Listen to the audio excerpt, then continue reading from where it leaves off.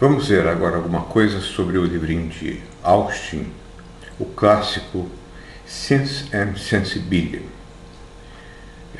Um resumo de alguns pontos essenciais para os cursos da UFRN. O pequeno livro Sense and Sensibility foi publicado de forma reconstruída por Warnock, com base nas anotações de aula feitas por seu autor, Austin, após a morte de Austin. Na verdade, uns 12, 14 anos após a morte de Austin. Austin foi um grande filósofo inglês que morreu cedo, antes dos 50 anos, acho que de câncer, e escreveu coisas muito interessantes. Foi um excelente filósofo. Bom, ele é um exemplo do que foi feito de melhor na chamada filosofia da linguagem ordinária, que estava na moda no pós-guerra, embora o livro possua pontos questionáveis, como praticamente tudo em filosofia. A filosofia da linguagem ordinária procurava se colar, se prender nos modos pelos quais nós efetivamente falamos, porque esses modos próprios da linguagem ordinária traduzem uma experiência de séculos, talvez de milhares de anos, que é sedimentada na linguagem ordinária, uma experiência de intuições humanas, e essa sedimentação nos permite ver as coisas como elas realmente são, entender o significado real das palavras, e não um significado metafísico inventado pelos filósofos. Austin quer criticar o argumento da ilusão feito para mostrar que nós nunca percebemos diretamente as coisas materiais. O que percebemos são sense data, ideias, impressões, senso-percepções, perceptos, qualia, uma porção de nomes para a mesma coisa. Mas o argumento que vigorou no pensamento moderno, desde Descartes, de que nós, grosseiramente falando, nunca percebemos diretamente as coisas materiais. Daí a possibilidade de pensar que a vida é um sonho, e uma porta aberta para o idealismo. Austin ataca principalmente a teoria da percepção aceita e defendida pelo seu colega e rival Heyer. O argumento da ilusão, como ele funciona? Ele começa por demonstrar que em situações anormais o que percebemos diretamente são sense data. E ele termina generalizando na conclusão de que também nas situações normais o que percebemos diretamente são sense data, são impressões sensíveis. Vejamos, eu levanto meu dedo 30 centímetros do meu olho e olho para a parede no fundo. Vocês podem fazer essa experiência. Eu pareço ver 2 dedos. Depois eu me concentro no dedo e ele se torna um só.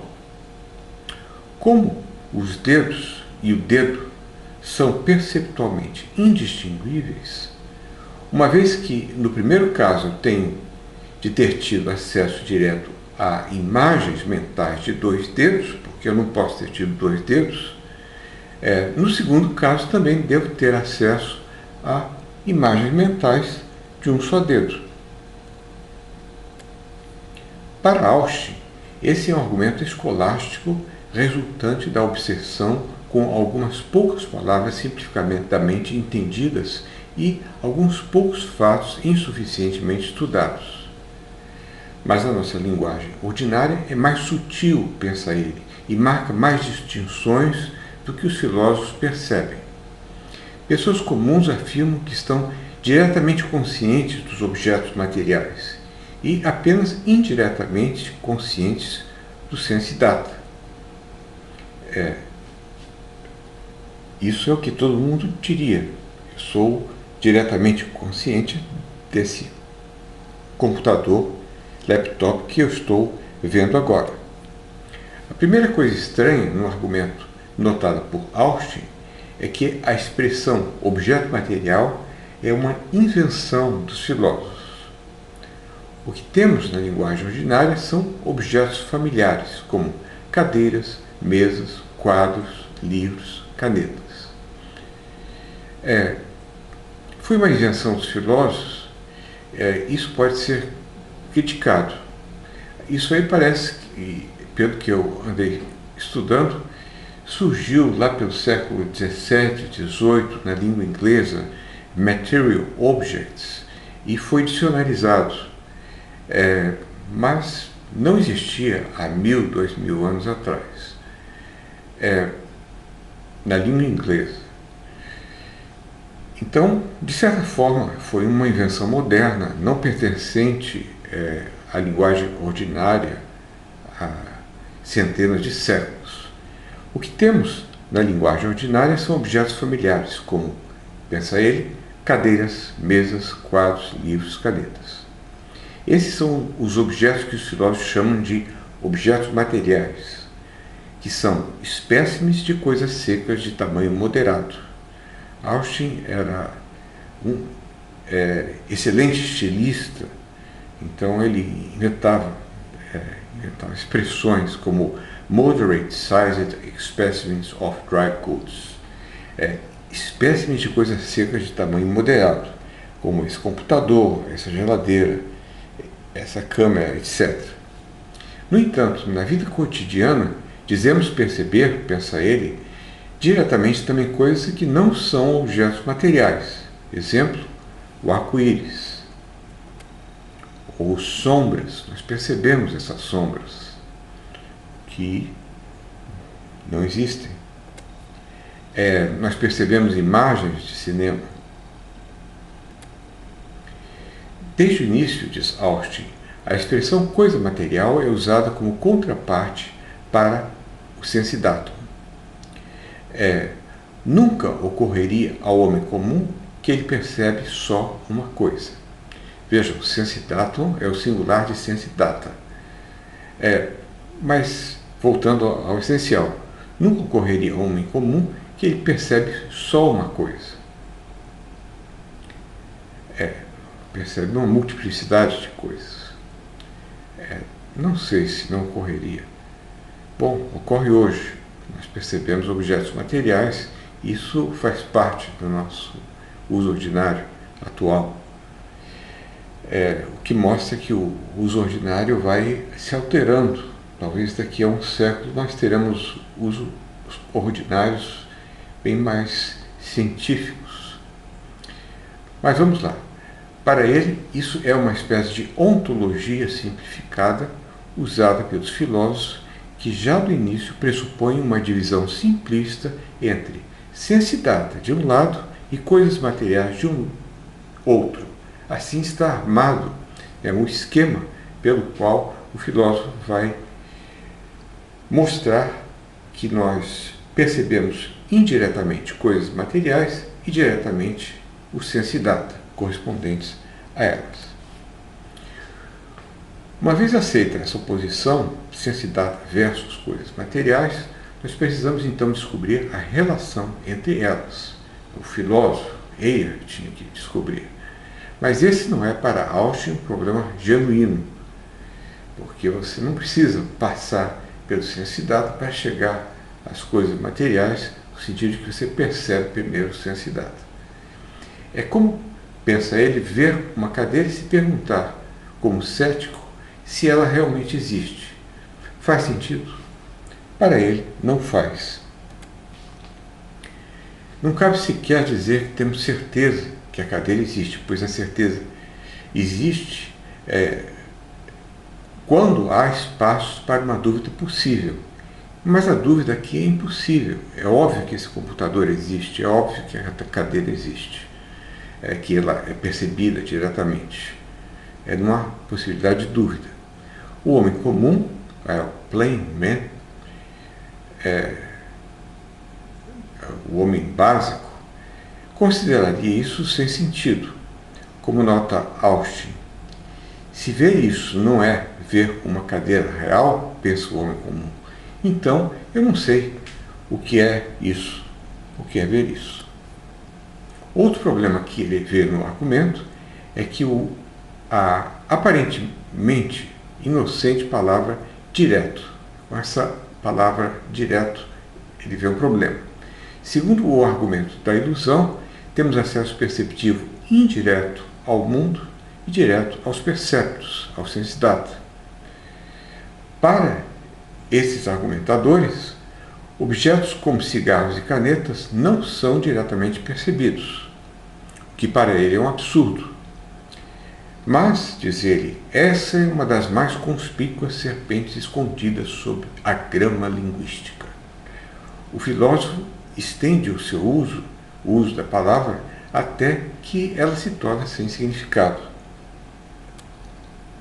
O problema é que não se pode abusar da linguagem ordinária sem pagar um preço por isso, diz Austin.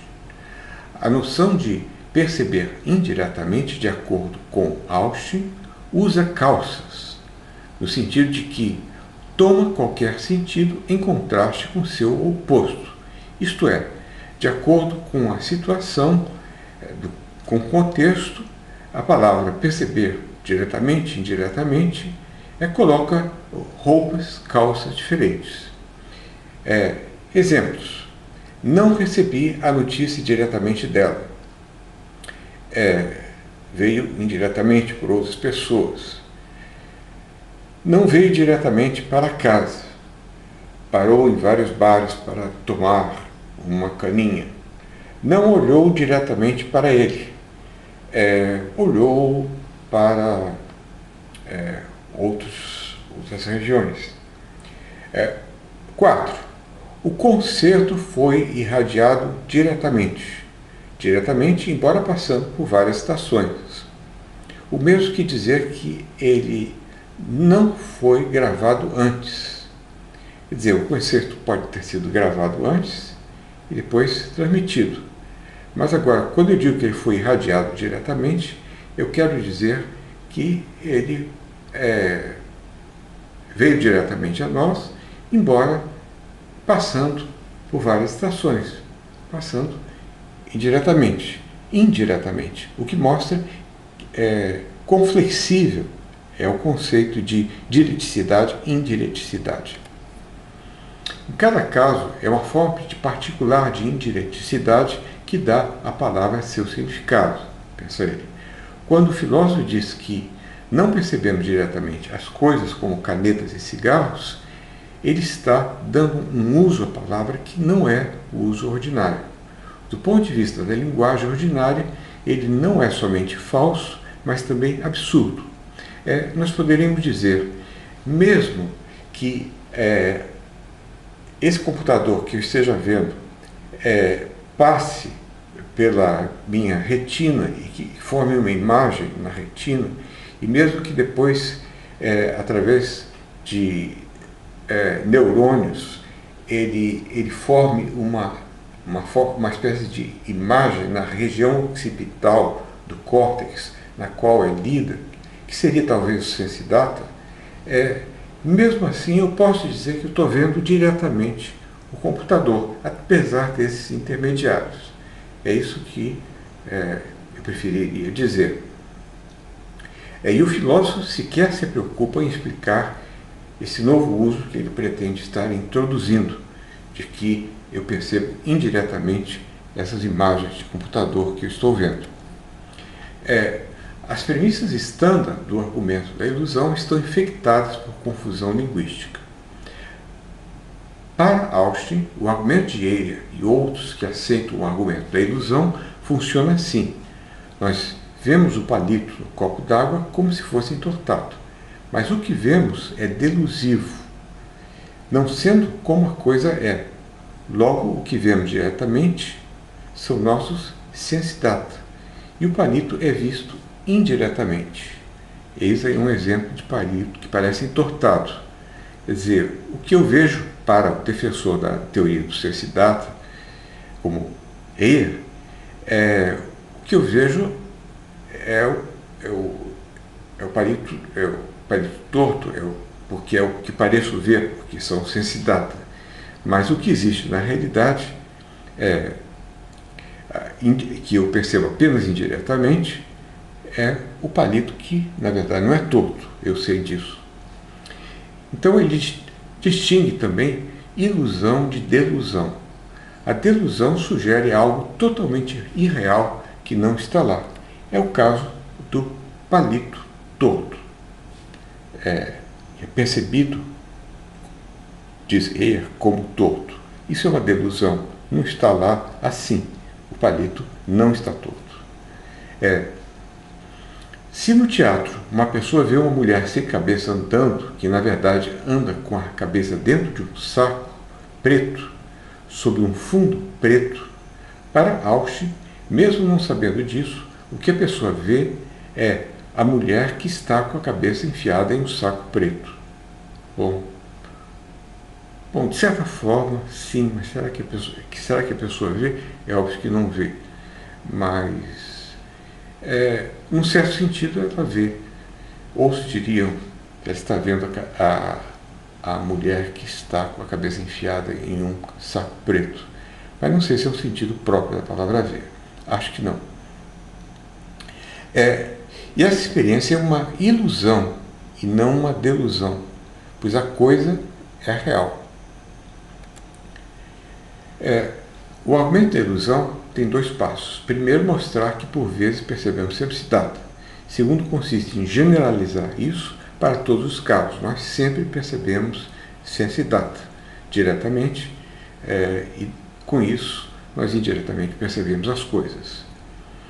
Segundo seus defensores, não há diferença intrínseca entre a percepção verídica e a percepção delusiva.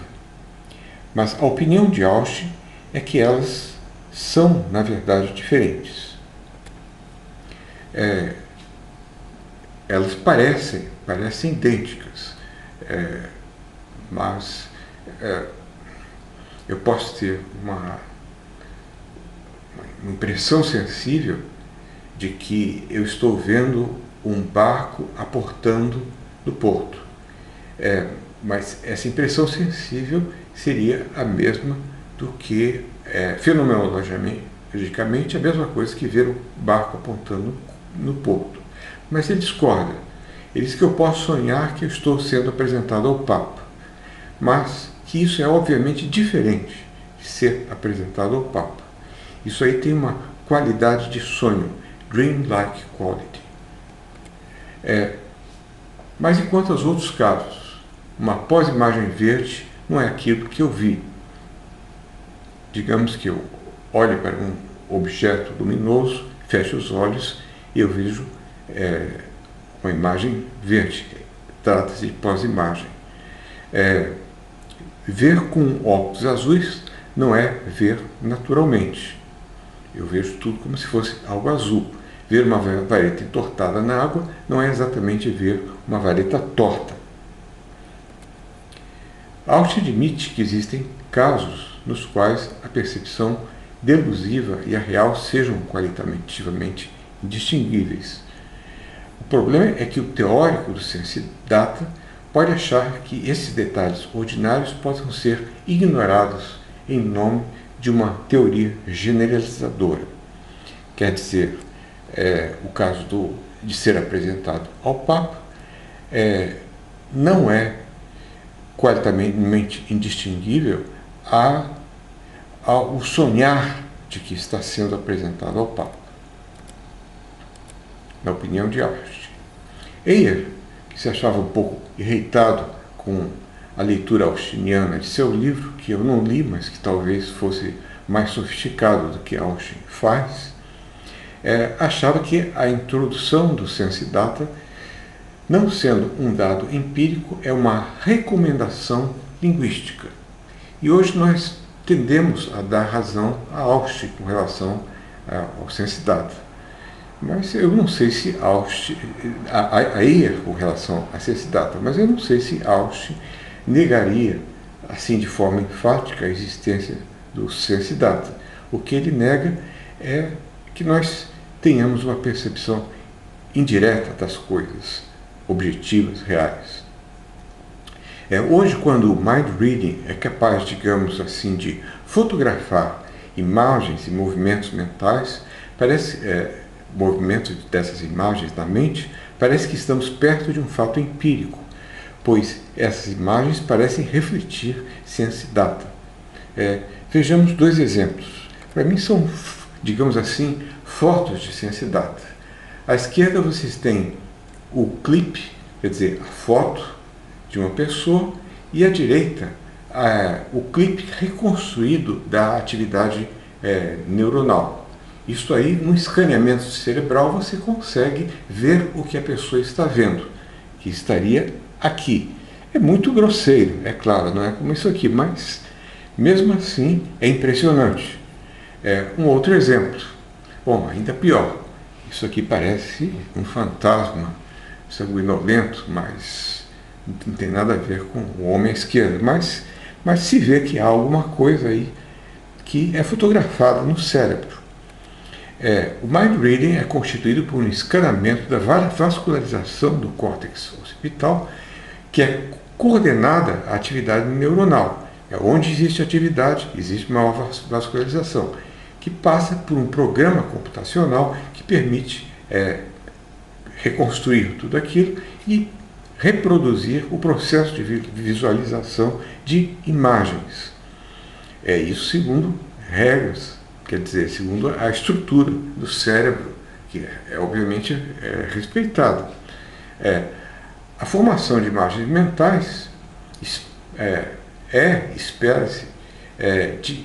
também espera-se fazer isso de imagens memorizadas, uma pessoa, de imagens que você imagina. Você pode, hoje em dia parece que já se pode, você imagina uma coisa e o Brain Scanner consegue identificar entre várias escolhas, várias escolhas de objeto, ele identifica o objeto que você escolheu mentalmente. Bom, mas espera-se até conseguir escanear imagens memorizadas pela pessoa há meses, anos atrás. Uma pessoa que realizou um ato ilícito, digamos, um assassinato, um estupro, qualquer coisa, ele corre o risco de ter a sua memória desse ato fotografada pelos investigadores. Macacos me mordam se isso não são indícios de sense data confirmados pela ciência. E é curioso notar que Eyer abandonou o fenomenalismo, em parte por influência de seu rival Austin, para se tornar um realista direto nas obras de 1960, etc. Enquanto as reflexões de Austin, embora confirmassem o realismo direto, foram menos felizes em refutar sense data. Ele é ambíguo com relação a isso, não refuta de forma muito explícita, com base no fato de que não usamos tal expressão em contextos normais. Austin era suficientemente esperto para não refutar explicitamente sense data. Bom, bibliografia. Austin, Sense and Sensibility, que é um livro que dá algum trabalho ler, mas é claro, e Vogelin, que no capítulo 12 de The 20th Century to Quine and Derrida, apresenta um resumo do livro de Austin. Ok.